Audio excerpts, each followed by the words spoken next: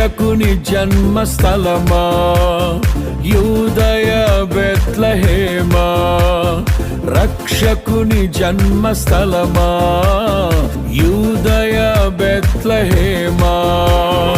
ఆరాధనలకు ఆరంభమా, హృదయార్పణలకు నివాసమా.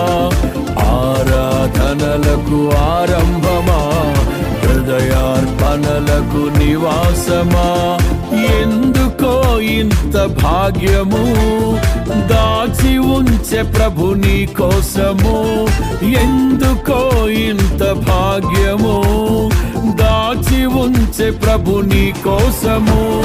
స్తుతియు మహిమ ప్రభావము ఎల్లవేళల ప్రభుకే చెందును. స్తుతియు మహిమ ప్రభావము ఎల్లవేళల ప్రభుకే